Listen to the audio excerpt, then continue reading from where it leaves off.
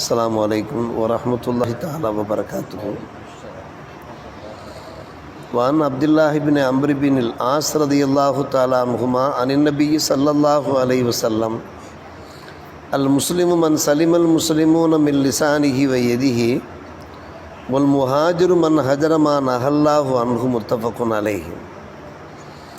நபிகள் நாயகம் ஸல்லல்லாஹு அலைஹி வஸல்லம் அவர்கள் நவின்றதாக அப்துல்லாஹ்புனு அம்ருபுனுல் ஆஸ் ரலியல்லாஹு அன்ஹு அவர்கள் அறிவிக்கிறார்கள். முஸ்லிம் என்றால் யார்? அவருடைய நாவிலிருந்தும் அவருடைய கரத்திலிருந்தும் ஏனைய முஸ்லிம்கள் நலம் பெற வேண்டும், ஈரேற்றம் பெற வேண்டும், பாதுகாப்பு பெற வேண்டும். முஹாஜிர் என்றால் யார்? அல்லாஹ் எதை செய்யக்கூடாது என்று விளக்கியிருக்கிறானோ அதை விட்டுவிடக்கூடியவர், வெறுத்து ஒதுக்கக்கூடியவர் முஹாஜிர் என்று நபிகள் நாயகம் ஸல்லல்லாஹு அவர்கள் நவின்றார்கள். மிக சுருக்கமான ஹதீஸ், ஆழிய கருத்துக்கள் இதில் அமையப்பட்டது. நம் மூலமாக யாருக்கும் எந்த அநீதங்களும் அட்டூழியங்களும் ஏற்படாமல் நாம் பார்த்து கொள்ள வேண்டும். எவ்வளோ கவனமாக இருக்க முடியுமோ கவனமாக நாம் இருக்க வேண்டும். நம்மால் பிறருடைய மான மரியாதை பாதிக்கக்கூடாது, பிறருடைய செல்வங்கள் சொத்துக்கள் பாதிக்கக்கூடாது. நபிகள் நாயகம் ஸல்லல்லாஹு அவர்கள் ஒரு முறை சஹாபிகளை பார்த்து சொன்னார்கள், அப்படி ஏதாவது ஒரு பாதிப்பு ஏற்பட்டிருக்குமானால், உங்களுடைய பேச்சுக்களால் சொற்களால் பிறர் மான மரியாதை பாதிக்கப்பட்டிருக்குமானால், பிறருடைய செல்வத்தில் ஏதாவது ஒன்று உங்களை அடைந்திருக்குமானால், இந்த உலகத்திலேயே அதை நீங்கள் ஹலாலாக்கி விடுங்கள். யாரை நீங்கள் வருத்தப்படுத்தினீர்களோ அவரிடத்தில் மன்னிப்பு கேட்டுக்கொள்ளுங்கள். யாருடைய பொருளையாவது நாம் தலையிட்டிருந்தோம் என்றால் இந்த உலகத்திலே நாம் அதை ஹலாலாக்கி கொள்ள வேண்டும். மறுமை நாளில் எந்த தீனாரும் திர்ஹமும் நம்மை தேடி வரமாட்டாது. அப்படி நாம் இந்த உலகத்திலே வாழும்போதே அதை ஹலாலாக்கி விட்டால் என்ன ஆகும் என்று கேட்டால், மறுமை நாளிலே இவர் செய்த நல்ல அமல்களெல்லாம் எடுக்கப்பட்டு இவர் மூலமாக யார் அநீதத்திற்கு ஆளானார்களோ அவர்களுக்கு அந்த நல்ல அமல்கள் வழங்கப்பட்டுவிடும். இவரிடத்தில் எந்த நன்மைகளும் இல்லாவிட்டால் அவர் செய்த பாவங்களை இவர் தலையிலே சுமத்தப்பட்டுவிடும் என்று நபிகள் நாயகம் ஸல்லல்லாஹு அவர்கள் எச்சரிக்கை விடுத்தார்கள். அல்லாஹ் பாதுகாக்க வேண்டும். எவ்வளவோ நல்ல அமல்கள் செய்திருப்போம், தொழுதிருப்போம், வணங்கியிருப்போம், நோன்பு நோற்றிருப்போம், இறைமறையை ஓதிருப்போம். ஆனால் இதெல்லாம் பயனில்லாமல் போகிறது. எப்போது? நாம் பிறரை வேதனைப்படுத்தி வருத்தப்படுத்தி பிறருக்கு அநீதம் இழைத்து வாழ்கிற போது. போர்க்களம், பெருமானார் ரசூலே கரீம் ஸல்லல்லாஹு அலைஹி வஸல்லம் அவருடைய காலத்திலே போர்க்களம். அந்த போர்க்களத்திலே கிர்கரா என்கின்ற ஒரு நபி தோழர் கலந்து கொள்கிறார் மட்டுமல்ல, அவர் இறந்தும் போகிறார்.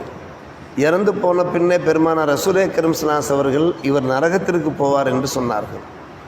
அது எப்படி அவர் நரகத்துக்கு போவார்? ஒரு புனித போரிலே கலந்து கொண்டு இறந்து போனவர் எப்படி நரகத்திற்கு செல்வார்?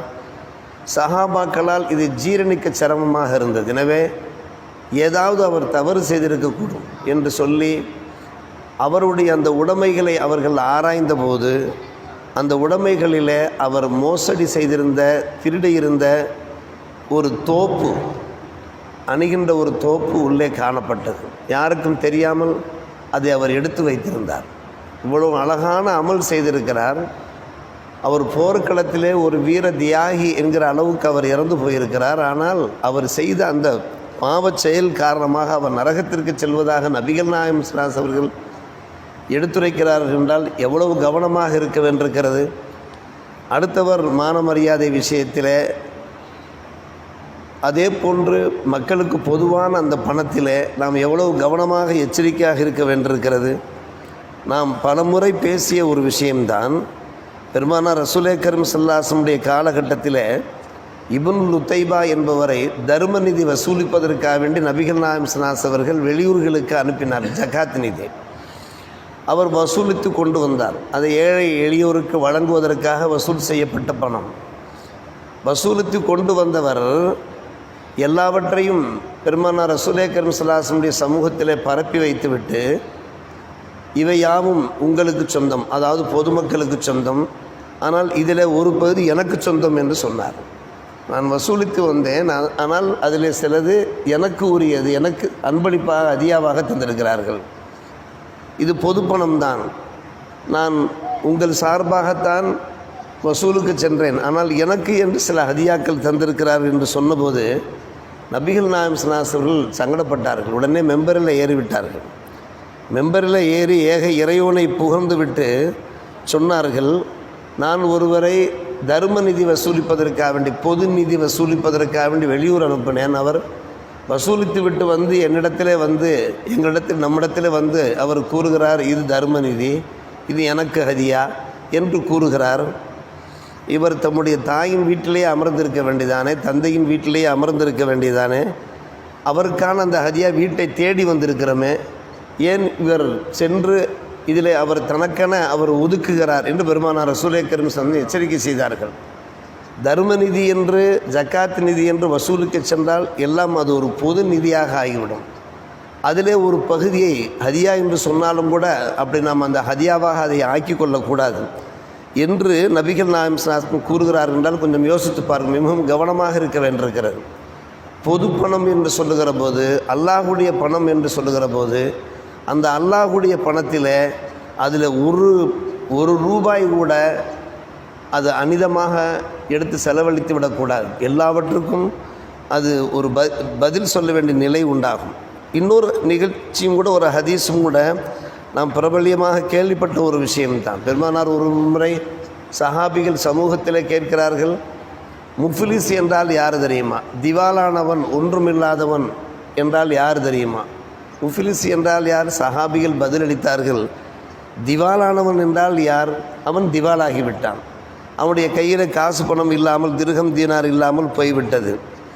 ஏதோ தொழிலிலே அவன் தோல்வியாகிவிட்டான், நஷ்டமாக ஆகிவிட்டான், அவனை தான் திவாலானவன் என்று சொல்வார்கள் யார் ரசூலுல்லாஹ் என்று சஹாபிகள் கேட்ட கேள்விக்கு பதிலளித்தார்கள். நபிகள் நாயகம் ஸல்லல்லாஹு அலைஹி வஸல்லம் அவர்கள் அதற்கு ஒரு புது விளக்கம் கொடுத்தார்கள். இல்லை, என்னுடைய உம்மத்துமார்களில் திவாலானவர் யார் என்று கேட்டால், மறுமை நாளில் நிறைய தொழுகை, நிறைய நோன்பு, நிறைய ஜக்காத் இதோடு வருவார், எல்லாவற்றையும் வழங்கிவார். ஆனால் இத்தனை நல்ல அமல்களையும் செய்துவிட்டு உலகத்திலே வாழ்கிற போது யாராவது ஒருவரை வாய்க்கு வந்த பிரகாரம் திட்டிருப்பார், யாராவது ஒருவரை அவதூறு சொல்லியிருப்பார், யாருடைய செல்வத்தையாவது அவர் புசித்திருப்பார், யாரையாவது அடித்திருப்பார், காயப்படுத்தியிருப்பார், இரத்தம் சிந்த செய்திருப்பார், இத்தனையும் செய்திருப்பார்.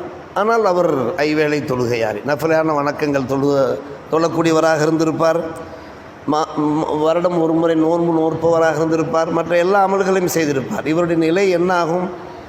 இவர்தான் திவாரானவர். இவருடைய நிலை என்ன ஆகும் என்றால், யாரையெல்லாம் அவர் ஏசினாரோ பேசினாரோ, யார் மீதெல்லாம் அவதூறு சொன்னாரோ, யாருடைய செல்வத்திலெல்லாம் கை வைத்தாரோ, எல்லோரும் வரிசை கட்டி நிற்பார்கள் மறுமை நாளில்.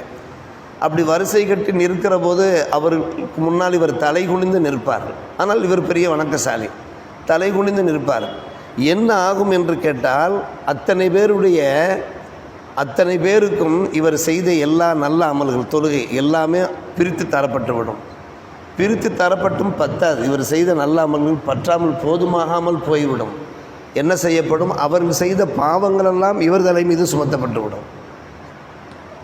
ஓட்டையாண்டி என்று தமிழில் சொல்வார்கள்வா, எதுவும் இல்லாமல் அவர் ஆகிவிடுவார். நேராக நரகத்திற்குத்தான் செல்ல வேண்டிய நிலை. இவர் தான் முஃப்லிஸ், திவாலானவர்.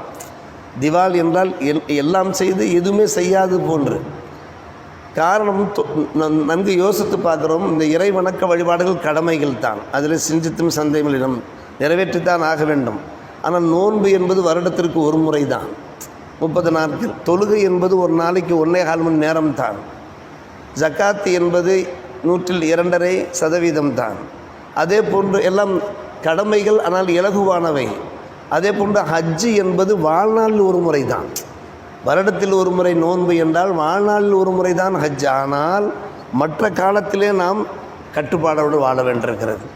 இந்த இறை கடமைகளுக்கு அப்பால் பாக்கியுள்ள நம்முடைய வாழ்நாளிலே மிகவும் கவனமாக எச்சரிக்கையாக வாழ வேண்டியிருக்கு. இத்தனையும் செஞ்சு ஹஜ்ஜு, உம்ரா, ஜியாரா எல்லாம் செஞ்சு நாம் பிறருடைய செல்வத்திற்கு பாதிப்பை ஏற்படுத்துகிற போது, பிறருக்கு அநீதம் இழைக்கிற போது அதனுடைய விளைவுகள் மிகவும் மோசமாக இருக்கும் என்ற இந்த ஹதீஸுகள் இருக்கிறதே, அது நமக்கு எச்சரிக்கை மணிகளாக இருக்கிறது. எனவே நாம் நல்ல அமல்கள் வணக்க வழிபாடுகளில் ஈடுபடுவதோடு இது போன்ற ஹதீஸ்களையும் உள்வாங்கி பரிசுத்தமான வாழ்க்கை வாழ முயற்சிப்போமாக. அல்லாஹ் நல்ல புரிவானாக. வாஹிர் தாவானா அல்ஹம்துலில்லாஹி ரப்பில் ஆலமீன்.